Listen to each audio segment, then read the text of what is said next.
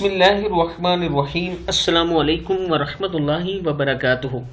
عابد راجہ channel کی طرف سے آج میں اپنے دوستوں کو رسول اللہ صلی اللہ علیہ وآلہ وسلم کا ایک بہت ہی پیارا فرمان بتاؤں گا۔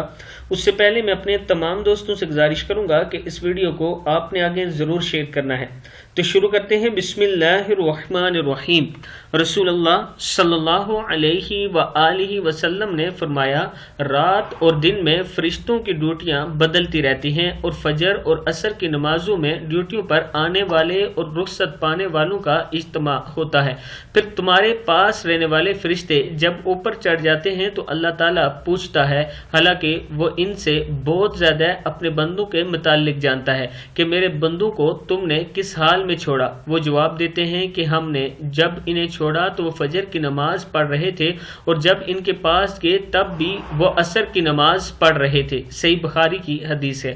اب دوستو، یہ تو وہ لوگ ہیں جو نماز پڑھ رہے تھے تو فرشتے ان کے پاس سے اوپر گئے، لیکن جو لوگ نماز نہیں پڑھتے، جب ان کے فرشتے اللہ کے سامنے جا کر یہ فرماتے ہوں گے کہ وہ نماز نہیں پڑھ رہے تھے بلکہ عیاشی میں مست تھے، تو پھر آپ سوچو کہ آپ کا رب آپ سے کتنا ناراض ہوتا ہوگا۔